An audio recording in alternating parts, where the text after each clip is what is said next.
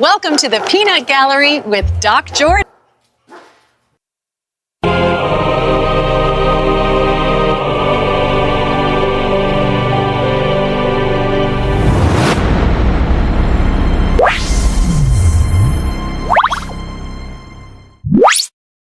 Hello, I'm Farah, and welcome to the Peanut Gallery with Doc Jordan. In this video series, we will be collecting information about sensitive topics, situations, beliefs, actions, and more.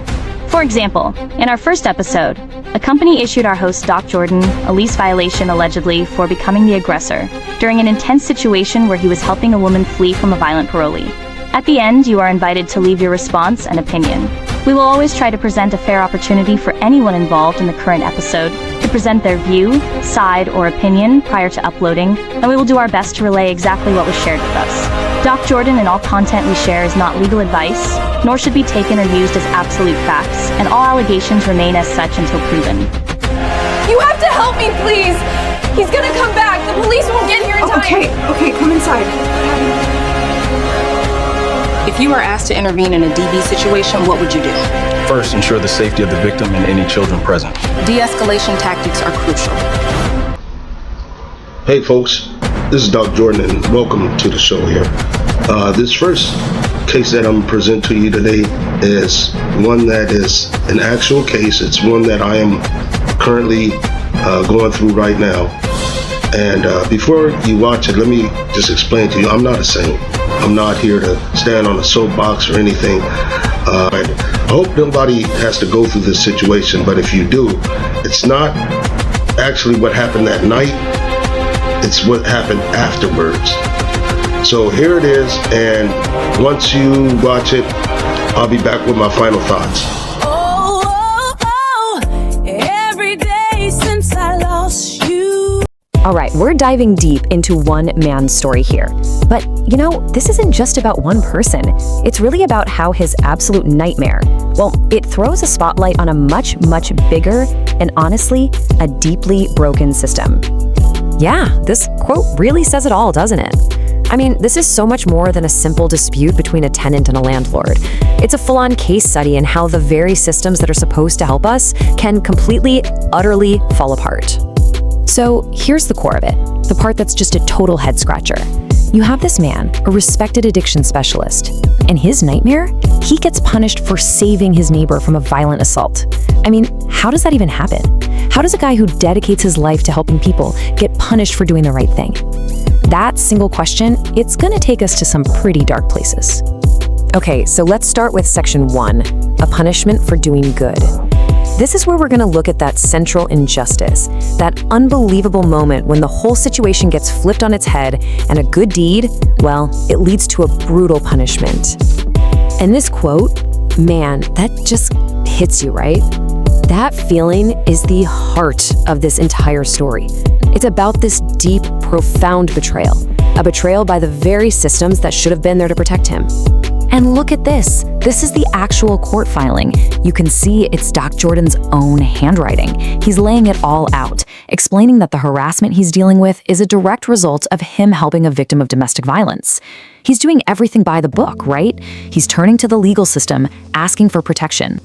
So, what was the management's response? Well, get this. They served him with a lease violation. Not the abuser, him, the guy who stepped in to help. It's unbelievable. They literally punished the Good Samaritan. Which brings us to section 2, the hallway confrontation. So you're probably asking, what on earth could have led to that kind of response from management? Well, let's back up and trace the events, because this whole thing escalated from a simple complaint to a life-threatening confrontation fast. Okay, look at this timeline. The escalation is just terrifyingly rapid. On January 16th, there's an incident with a known dangerous dog. By the 25th, Doc is helping his neighbor escape a violent situation. The very next day, the abuser is threatening him with a cane. And just 2 days after that, he's at Doc's door, allegedly with pepper spray. We're talking less than 2 weeks, all because he did the right thing.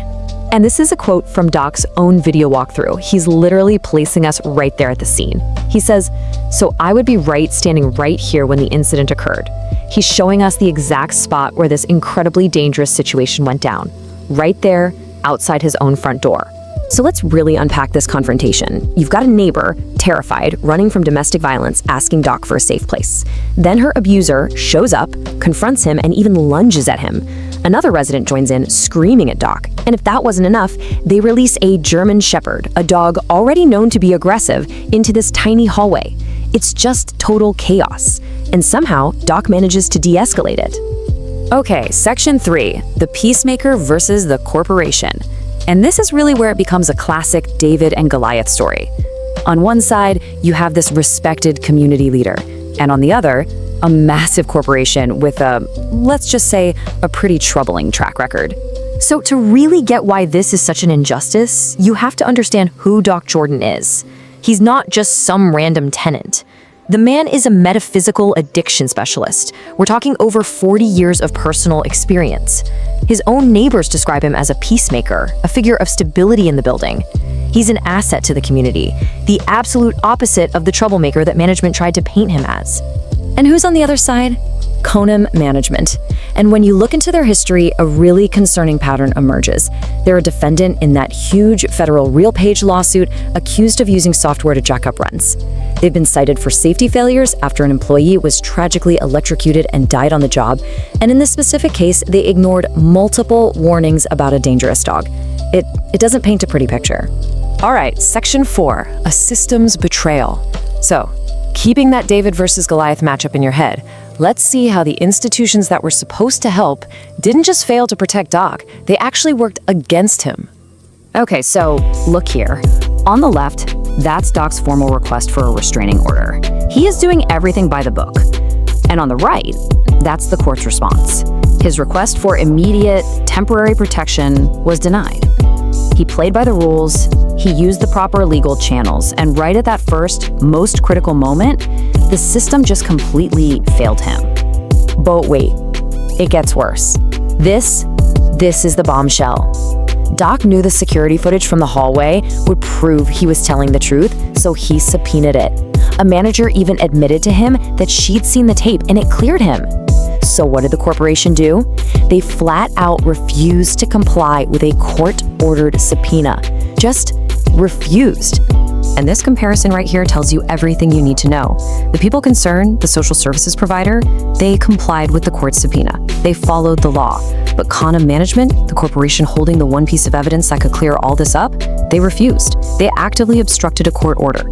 I mean, it's pretty clear who had something to hide, right? And that leads us to Section 5, the bigger, broken picture. Because this isn't just about one company making a bad call. It's really a symptom of a much larger, failing ecosystem, especially when you look at low-income housing. Just look at this number, $700,000. That was the rough total compensation for the CEO of the Skid Row Housing Trust, right as that same organization was completely collapsing. So let that sink in. A CEO is pulling in $700,000 while the actual tenants in their buildings were, and I'm quoting here, literally using buckets for toilets because the plumbing was broken. It's just a staggering, absolutely perverse example of the messed up priorities in this broken system. But here's the thing about Doc Jordan. He is not a man who just gives up. So this story doesn't end with him being a victim. No way. It ends with him fighting back. So what did he do? He didn't just roll over. First, when they gave him a 24-hour ultimatum to relocate, he refused. Then, he filed a lawsuit. He's pursuing a 6-figure litigation strategy for severe negligence. And maybe most importantly, he took his standing in the community and he used it to form a tenants' rights union right there in the building. He turned their attack on him into a source of power for everyone. In all of this, it just leaves us with one last, really critical question. Doc Jordan's story shows us exactly what happens when the systems designed to protect people become predatory themselves.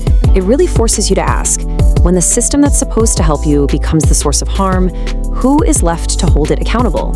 And now here's Doc with Doc's final thoughts. Well, that's it for this first episode, folks. I'm glad and I thank you for joining me. my thoughts on this thing is, I don't advocate for people to just put themselves in harm's way. I don't do that. I just so happen to have the skill sets and the ability to handle that situation as it evolved.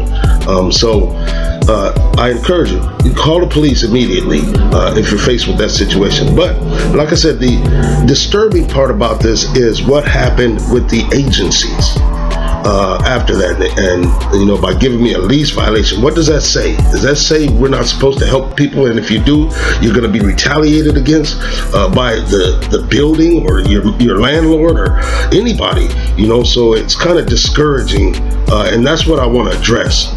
I'm going to leave the longer version as a link that you can take a look at that. And that way you'll have the full version. You'll have all the details. You'll have, what happened prior to that incident, because it didn't just start there. You'll have what happened after that, how the agencies themselves responded. Even we haven't had a California assemblyman that was involved with this. But, to my surprise and shocking, man, they all just backed away. And kind of just left me out there to face this billion-dollar company by myself. And, I've done a pretty good job, I think, so far. But, the scary part about this is it could have put me in a position where if I see that again, I'm not going to intervene. Well, I'm just not cut like that. If I see that happening, I'm going to intervene. So, anyway, I thank you guys, and look for the Facebook group. Look for, us to continue this thing. Okay, that's it for this episode, folks. If you have a moment, I really appreciate if you would take the little survey that's attached to this, so we can kind of gauge out what people think about the situation. There's some questions that, you can answer. But you can also, leave your comments, good or bad. This is just something that I'm not always right. But I'd like to hear your thoughts on this, on these questions that are going to be presented to you. Also, if you wouldn't mind, leaving a like or subscribe, because we got some real deep studies coming up. And also join us on Facebook. There's a Peanut Gallery group that is being formed. So stay in touch. Keep checking us out, man. We're going to grow this thing. Peace and blessings. I'm the underdog, rising from the shadows of despair. I'm the underdog, with a story that I'm ready to declare. I'm the underdog.